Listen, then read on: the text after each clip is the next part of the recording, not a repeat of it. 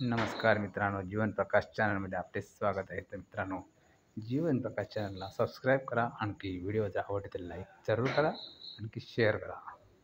या व्हिडिओत आपण पाहणार आहोत येणाऱ्या काळामध्ये होणारा मंगळ आणखी राहू याचा षडाष्टक योग. तर हा षडाष्टक योग साधारणतः 30 मेच्या आसपास होणार आहे. तर याचा परिणाम आपल्याला येणाऱ्या काळामध्ये दिसून येईल. मंगळ आणखी राहू हे उग्र ग्रह आहेत. आणखी ते युद्ध आणखी अघोरी कार्य करण्यासाठी प्रवृत्त करतात. तर यानंतरच्या काळामध्ये राहू हा कुंभ या बौद्धिक राशीमध्ये जाणार आहे. त्यामुळे तो बुद्धीचा वापर करेल कोणत्याही गोष्ट करण्याच्या अगोदर. तर आपल्याला माहितीच आहे भारत आणि पाकिस्तान यांचे संबंध बिघडलेले आहेत. आणखी ह्याच्यापुढे पण ते बिघडू शकतात. आणखी त्याचे रूपांतर छोट्या मोठ्या युद्धामध्ये होऊ शकते. सध्या पाकिस्तानची परिस्थिती कमजोर आहे. आणखी त्याचा फायदा भारताला घेता येऊ शकतो. आणखी जर 30 मेच्या आसपास जर युद्ध भडकले तर पाकिस्तानचा सपाटून पराभव होऊ शकतो. आणखी त्यामध्ये त्यांची खूप जीवितहानी होऊ शकते. तर या काळामध्ये जे युद्ध होईल त्याचे परिणाम जास्त वेळ टिकतील.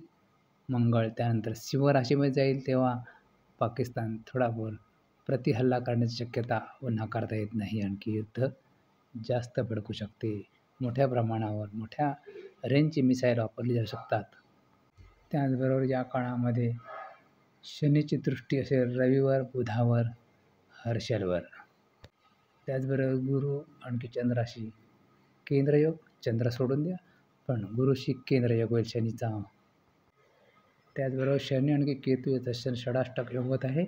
त्याचाही परिणाम दिसून येईल.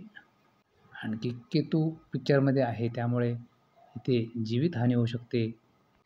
आणि जेव्हा केतूच्या जवळ मंगळ जाईल तेव्हा जीवितहानी जास्त होऊ शकते. याबरोबर शनीची दृष्टी बुधावर आहे त्यामुळे व्यापारावर परिणाम होईल.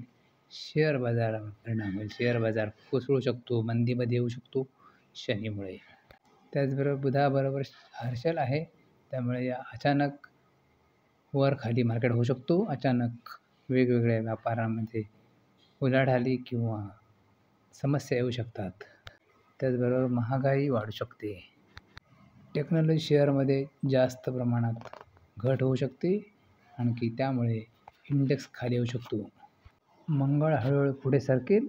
आणखी त्याप्रमाणे त्याची ताकद वाढेल. सिंह राशीमध्ये तो ताकदवर होईल. आणखी त्यामुळे युद्धामध्ये ताकदीने युद्ध लढलं जाईल राहू आणखी मंगळ यामुळे. त्याचबरोबर गुरु हा अतिचार गतीने फिरत आहे. आणखी तो मिथुन राशीमध्ये आहे. यापुढे कर्क राशीमध्ये जाईल. यामुळे संसर्गजन्य आजार वाढू शकतात.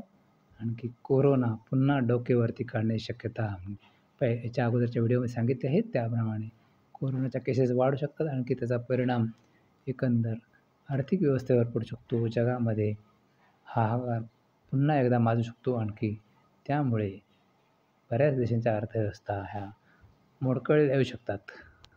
त्यामुळे या काळामध्ये आपल्याला मास्क हा कंपल्सरी वापरायचा आहे. सॅनिटायझर वापरायचा आहे. आणखी जास्त फिरण्यापासून टाळायचे आहे जेणेकरून हा संसर्गजन्य आजार जास्तीत जास्त पसरणार नाही. कमीत कमी पसरेल. आणखी तो नियंत्रणामध्ये राहील. आणखी सध्या ज्या कुटुंबामध्ये समस्या ज्यांच्या असतील त्या थोड्याफार राहतील. त्या जाण्यासाठी शनी आणखी शुक्र यांना पुढे सरकणे आवश्यक आहे. शुक्र पुढे सरकला तर ज्या वैवाहिक समस्या, विवाहातील समस्या, वैवाहिक जीवनातील समस्या ह्या कमी व्हायला लागतील आणि हळूहळू वातावरण सुरळीत होण्याची मदत होईल. तर ही होती येणाऱ्या काळामध्ये होणाऱ्या महत्त्वपूर्ण योगाची माहिती. आपल्याला व्हिडिओ जर आवडले असेल तर लाईक आणि शेअर जरूर करा. आणखी जीवन प्रकाश चॅनलला सबस्क्राईब करायला विसरू नका. धन्यवाद. जय श्रीराम. जय श्री स्वामी समर्थ.